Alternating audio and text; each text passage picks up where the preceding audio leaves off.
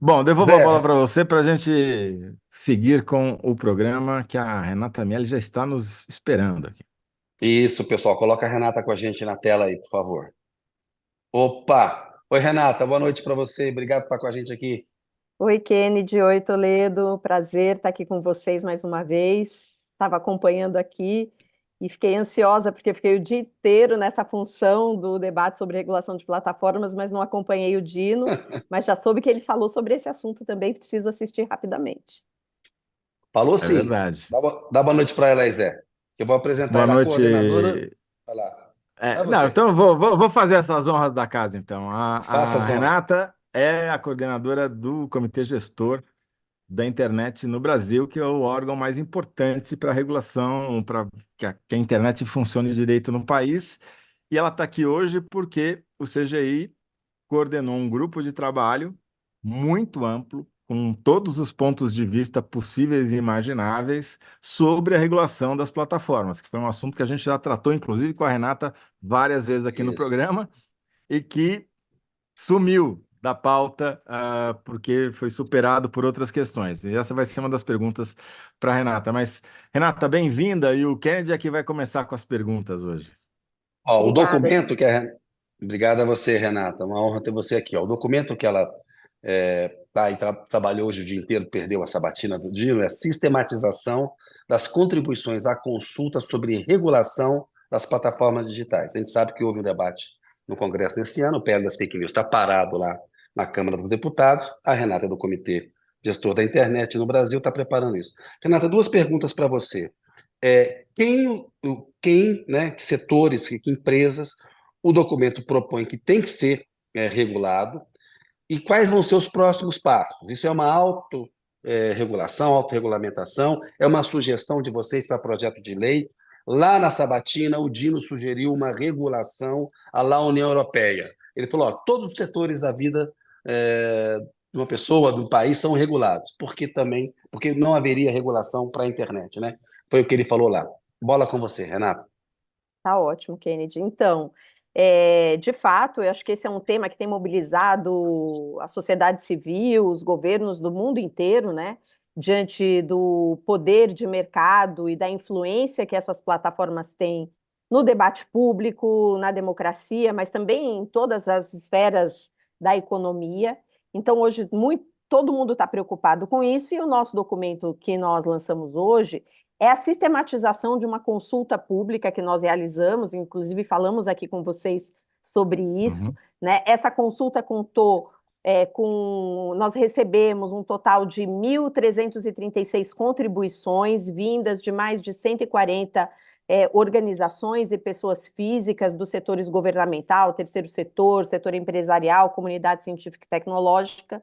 E o objetivo da nossa consulta foi procurar entender como esses diversos setores que têm perspectivas e visões bastante diferentes, né, sobre o assunto, né, como eles estão se posicionando diante desses desafios. Então, nosso documento, ele não visa um único projeto de lei, ele não visa apresentar uma proposta de marco legal, mas de dar subsídios para o debate legislativo, executivo e até judiciário, por que não, de quais parâmetros serem utilizados para regular essas grandes plataformas.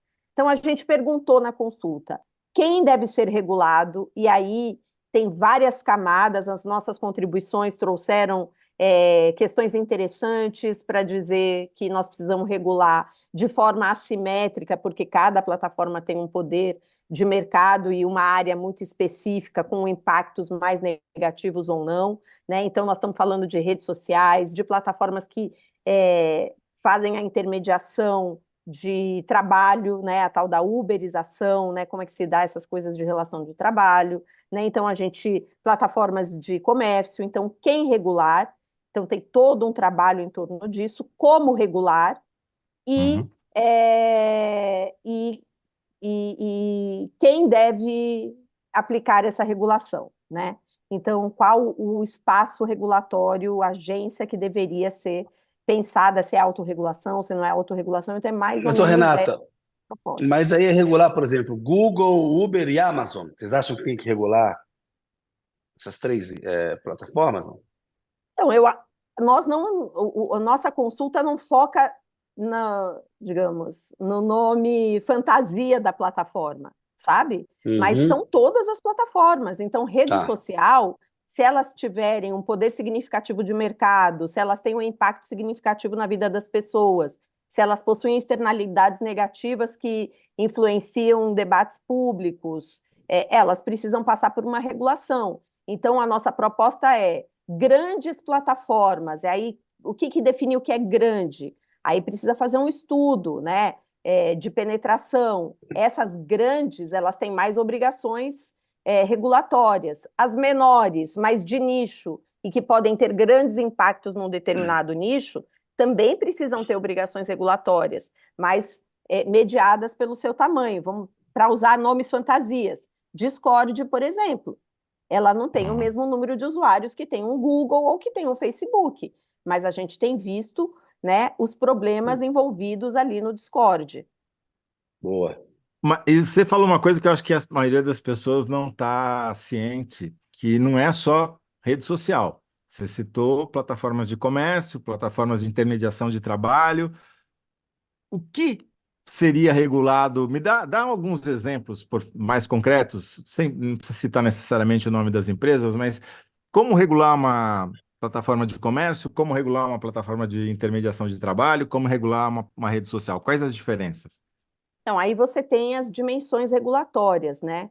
Então, você tem desde a regulação econômica, né? Então, para você garantir competitividade, para você poder garantir novos entrantes, você tem desde a regulação que impacta, por exemplo, em obrigações para reduzir fraudes. Então, essa é uma determinada. Então, plataformas hoje de comércio, um dos pontos críticos que a sociedade vive são as fraudes envolvendo venda de produtos, serviços. Então, como você regula isso? Então, essa é uma dimensão da regulação no caso das plataformas de comércio. Redes sociais, você tem as questões que envolvem transparência, você tem as questões que envolvem mecanismos do usuário em todas essas plataformas serem ouvidos, poderem fazer suas reclamações, poderem ter um Uhum. retorno dessas plataformas, principalmente as transnacionais, né? Então, você tem várias dimensões, desde a econômica, passando pela prestação de serviços, passando pelo debate de conteúdo, por exemplo, quando a gente discute fake news, né? Então, há uma série de dimensões que aparecem como externalidades negativas dessas várias plataformas, né? Impactos Uhum. negativos que precisam ser objeto da regulação sobre essa atividade dessas empresas no Brasil. Como vocês ouviram mais 140 organizações de todos os lados, quais foram os pontos de concordância e principalmente os pontos de discordância?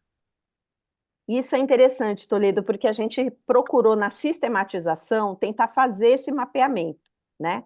E aparecem ali alguns pontos de divergência, e aí, basicamente, o polo de divergência maior são as empresas que representam essas grandes plataformas, né? Obviamente, porque tem os interesses envolvidos. Então, por exemplo, quando você olha as questões relacionadas a transparência, a devido processo, a espaços de relacionamento com a sociedade, com os usuários.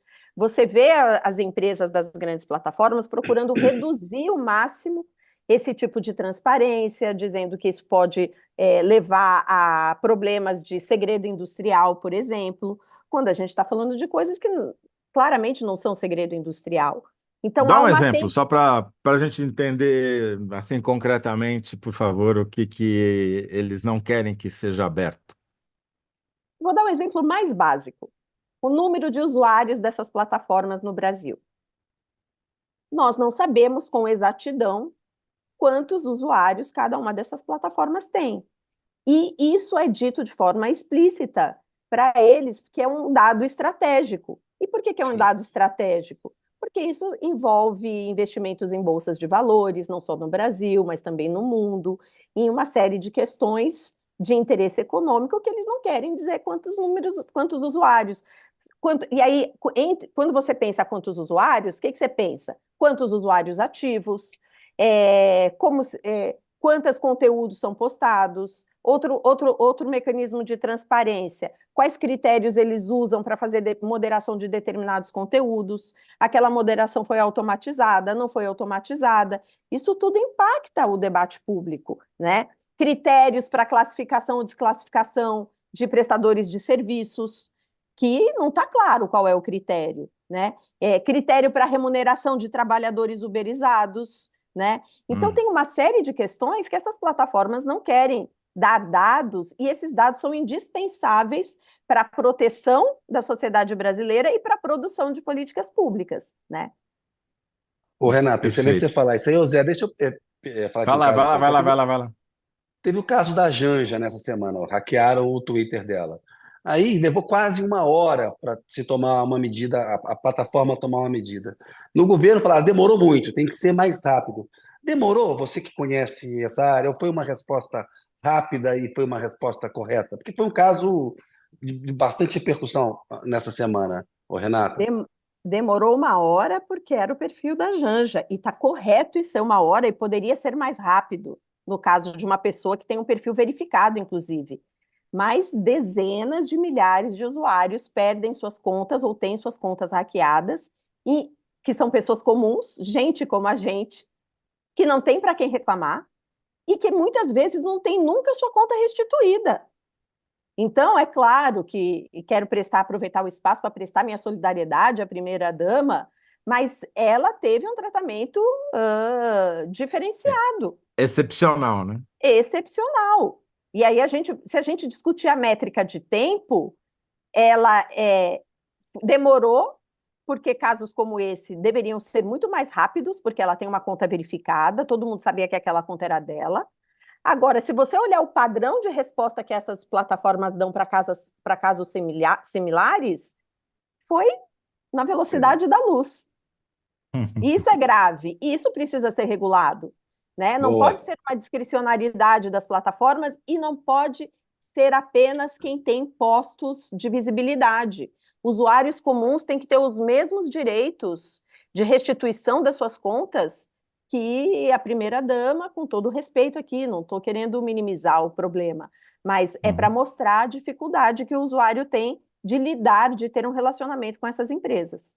Excelente. É É isso bom aí. dar Zé, exemplos assim, porque é daí que a coisa pega, né? No detalhe que o e- diabo mora, né? Renata, qual o risco de a gente não regulamentar essas plataformas?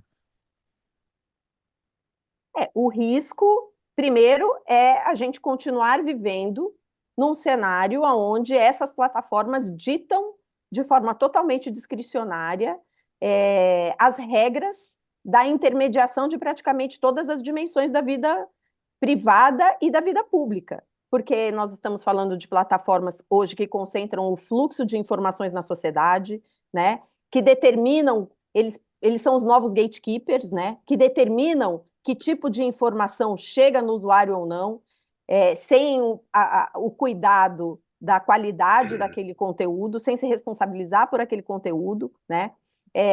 São plataformas e, portanto, se você não tem uma regulação, elas têm esse poder discricionário de ditar como se dá o debate público, como se dá o relacionamento de prestação de serviços, de compra de produtos e uma série de outras questões. E, no vácuo disso, quem tem que se posicionar é o judiciário, que é importante. Agora, o Brasil é uma república federativa constitucionalista, nós temos as leis. Também ficar sobre a discricionariedade do Poder Judiciário, adotando medidas no vácuo da ausência de uma regulação definida pelo Parlamento brasileiro, pode ser muito temerário, né? Então, é preciso parâmetros legais para a atuação do judiciário, para que também não haja abusos, né? Então, nós precisamos urgentemente que legislações sobre isso sejam aprovadas, e não são por quê? Porque as big techs atuam com um lobby intenso no Congresso Nacional, aproveitando o perfil conservador e reacionário do Congresso, ainda com deputados muito alinhados ao pensamento da extrema-direita no Brasil, que se beneficia da ausência de regulação, e por isso esses debates não avançam no Congresso. Muito bem. E me diga uma você vê alguma coisa, chance de avançar agora? é isso que eu ia perguntar. Eu sou Desculpa, uma Zé. Eu sou uma eterna, não. eu sou uma eterna otimista. Eu tenho dito desde o começo, estou participando de vários lugares, desde o começo do debate do PL 2630. É, eu acho que sim, em algum momento isso vai precisar ser aprovado. Acho que o caso que aconteceu essa semana com a primeira-dama traz um novo alerta, né, para os perigos que nós temos envolvidos na ausência de regulação, né? Mas é apenas mais um caso. Eu acho que nesse ano que já estamos acabando, o último programa, né, inclusive de vocês aqui, Uhum. mas eu acho que no início do ano legislativo a gente deve ter um fôlego para tentar pautar esse tema no Congresso Nacional de novo. Ô, Renata, Zé, e tem um negócio aí que a Renata falou, que é o risco do Supremo entrar na jogada. Fiz uma entrevista com o Gilmar Mendes, ele falou: se o Congresso não tratar disso, nós podemos tratar em 2024. Acabaram de tomar uma decisão que afeta os veículos de comunicação. O Dino está entrando, pensa nessa linha. Então, melhor o Congresso votar um projeto e estabelecer uma regulação, senão o Supremo vai entrar nessa jogada aí. E quando as Big Techs se manifestaram para vocês na elaboração desse documento, em algum momento elas ameaçaram deixar o Brasil, coisa que o valha, se houvesse Hum. regulação? Não explicitamente. As associações que participaram da consulta e que representam o setor das plataformas não colocaram isso. Uhum. Eu acho que isso é uma ameaça aqui, é uma ameaça retórica. Eles já fizeram essa ameaça em outros países que avançaram buscando regulação, nunca deixaram Uhum. esses países. E o Brasil é uma grande é, praça de prestação de serviços e de usuários, eles ganham muito dinheiro no Brasil, não creio Uhum. que deixarão o país caso aprovemos uma regulação. Agora, eles usam esses recursos retóricos e outros tipos de chantagem para tentar evitar a regulação, porque para o Uhum. setor privado, nenhuma regulação é melhor para o aumento dos lucros, né? Agora a sociedade precisa de fato, e o STF, como disse aí o Kennedy, já tem algumas ações no STF que avançam no campo da regulação e que ainda não foram votadas, um pouco na espera do Congresso se decidir enfrentar esse problema de uma vez por todas, né?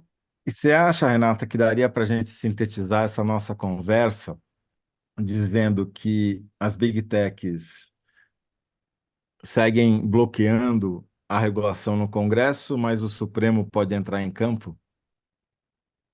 Isso pode Ainda é acontecer, esse o cenário? pode Ou, ou- acontecer. É um dos Uhum. cenários possíveis. Eu acho que sim, é Uhum. um dos cenários possíveis, é, porque nós temos hoje uma pressão social também, né? Das pessoas e das autoridades públicas percebendo que não é mais possível a gente viver num cenário que não haja regras estabelecidas para a operação dessas empresas. Então, nós temos situações que envolvem violências, que envolvem ameaças à vida, que envolvem uma série fraudes econômicas, o problema da democracia, a questão do debate público. Então, o Congresso vai precisar enfrentar essa discussão de alguma maneira, e eu sou otimista, Toledo. Eu Uhum. acho que às vezes demora, mas o processo político no Brasil tem disso, né? Às vezes é demorado mesmo, mas vai chegar a hora que a gente vai colocar isso para votar, e eu espero que seja logo no começo do ano que vem. Tá certo. Enquanto a gente conversava aqui, o Kennedy caiu. Espero que não tenha sido nenhuma Big Tech que derrubou ele, não. Deve ter sido só aquela pecinha que fica na frente do teclado aqui. Olha, Renata, então, eu já participei de entrevista que foi derrubada pela Big Tech e fui é, classificada como perigosa, você tá porque brincando? porque eu estava criticando as Big Techs. Não, gente, eles Ao fazem isso. vivo, em live?